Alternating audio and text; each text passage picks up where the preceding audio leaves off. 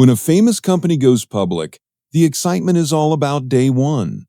But buried inside the offering documents is something more useful than excitement: a calendar. It lists, almost to the day, when early insiders are allowed to sell. Most buyers never read it. The few who do see the same event completely differently. Let me show you what that calendar looks like, using the biggest debut of the year as the example. And let me be very clear before we start. None of this is advice to buy, sell, or wait on this stock or any other. It is only about learning to read what the documents actually say. In June of 2026, SpaceX went public. The numbers were staggering. Shares priced at $135, a company valued at close to $1.75 trillion, and on the very first day, the stock jumped about 19%. On the surface, an unambiguous triumph, one of the largest market debuts in history. But here's the first thing that reading teaches you. That enormous valuation was the market's number, set by the excitement of the moment.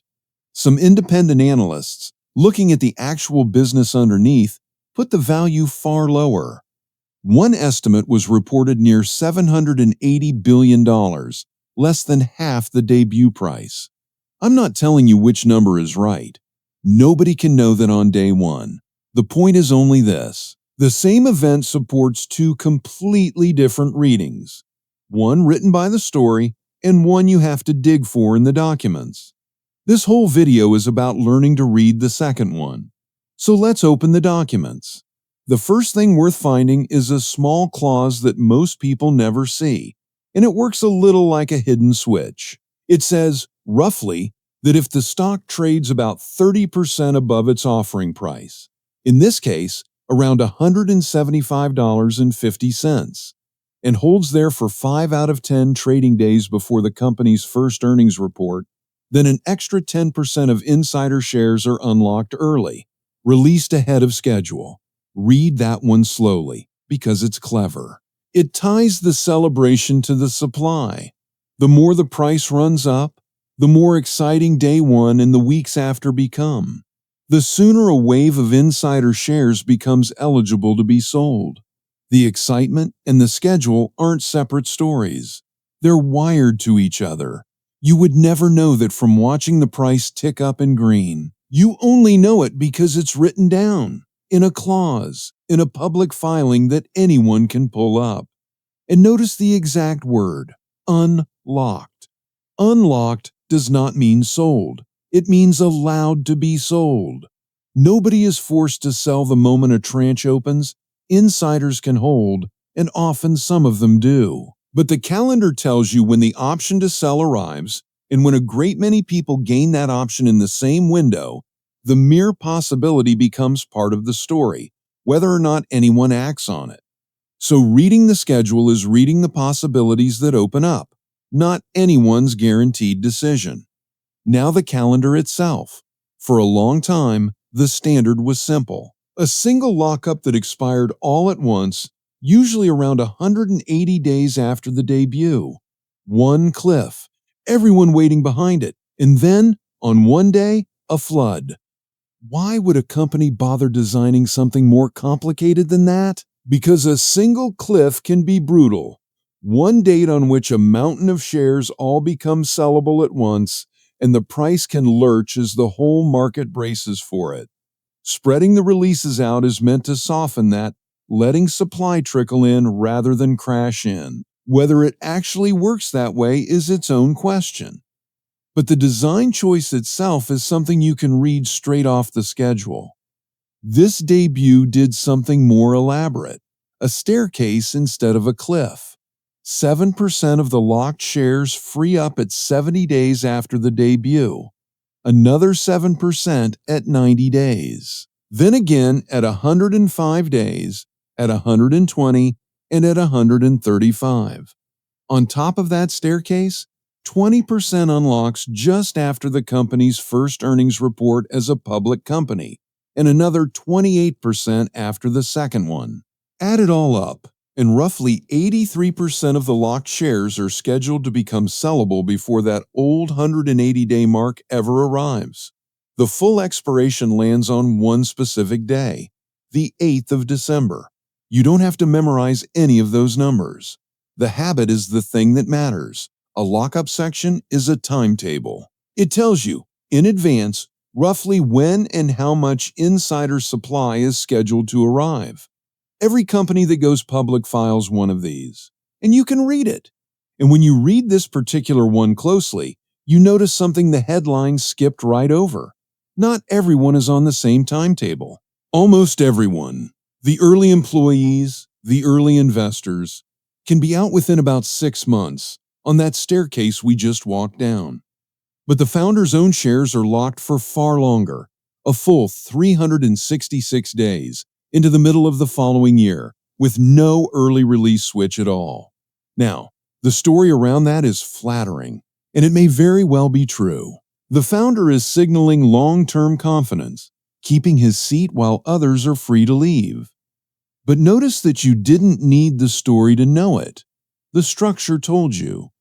There are 2 timetables in this document, a short one for most people and a long one for the founder. And reading the structure is how you see that plainly, instead of taking anyone's word for what it's supposed to mean. And that habit, trusting the structure over the narration, travels far beyond this one filing.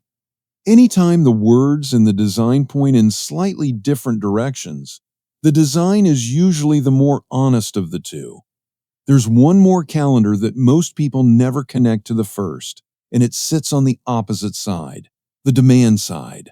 Big stock indexes, the ones tracked by enormous retirement and index funds, have rules about which companies they include and how much weight each one gets. Recently, one major index changed a rule for exactly this kind of situation. When a company has only a small slice of its shares actually trading freely, its weight in the index is capped, set at about 3 times its freely traded shares rather than its full size. That sounds technical, but here is why it matters. That index is tracked by a pool of $600 billion or more. So when this company was added to it, in July, the funds that mechanically follow the index simply had to buy. A few $1 billion of automatic, price-insensitive buying arriving on its own schedule, whether or not anyone thought the price was fair. Now, put the 2 calendars side by side, and you can see something most viewers never do. Scheduled supply, insiders becoming free to sell, and scheduled demand. Index funds required to buy, can land in overlapping windows. So when the price later moves in ways that seem mysterious, it is often not mysterious at all. It's 2 schedules, both printed in advance, meeting in the same few weeks. Reading them is how the mystery quietly disappears. And that is understanding, not a forecast of what the price is going to do next. It's worth pausing on how ordinary all of this really is. None of it requires anyone to do anything sneaky. The insiders are simply following a schedule they agreed to in advance. The index funds are following rules they published openly. The price is just the sum of all of it, moment to moment. The only real difference between the people who get surprised by these moves and the people who don't is whether they bothered to read the 2 calendars ahead of time. Does new supply actually move prices when these locks finally open? History gives us a pattern, and I want to hand it to you carefully because a pattern is not a promise. Look at a few past debuts. When Rivian, the electric truck maker, reached its lockup and a large early backer began selling, the stock fell more than 20% on that news alone, and over the following stretch it dropped roughly 80% from its high. When Uber's lockup expired, late in 2019, the stock touched a record low, around 40% below its offering price. When Palantir's lockup freed most of its shares at once, the stock dropped sharply in a single trading session. Different companies, but the same rough shape. When a lot of new supply suddenly becomes eligible to sell, it often presses down on the price. But here is the honest caveat. and it genuinely matters. Those examples are all from an earlier period, before the sharp interest rate increases that reshaped markets in 2022 and the years after. A different climate can produce a different result, so the pattern tells you what to watch for. More available supply can weigh on a price, not what will happen to any particular stock on any particular date. Hold it loosely. One more nuance worth keeping. In every one of those cases, the lockup date was known well in advance. It sat on the public calendar the entire time. The information was never the surprise. What varied was only how much attention people paid to it before the day actually arrived. So what does all of this reading actually give you? Not a tip. Something better and calmer? A way to replace guessing with watching. On day one, almost everything is speculation. A price set by excitement. A valuation that nobody can yet check. But a company that has traded for a while starts to hand you real facts instead. You can read its actual earnings reports. You can see whether that performance trigger clause was ever hit. You can see, from the filings, when insiders actually sold, and how much. The fog of day one slowly turns into observable information. What you choose to do with that information is entirely your decision. And, if real money is involved, a licensed advisor's. This video's job was never to tell you what to do.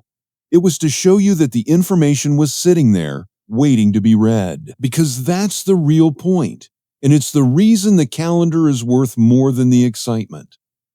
The advantage the careful reader has here was never a secret. It wasn't insider access, or a private tip, or a paid newsletter. It was a public document, filed for anyone, available to everyone, that most people simply never open. The schedule was printed in plain sight the entire time. So the next time a famous company goes public, and the whole world is watching that opening day price climb, try doing the quiet thing that almost nobody does. Find the lockup section. Read the calendar. Note the dates. You'll be looking at exactly the same debut as everyone else, and seeing something they can't.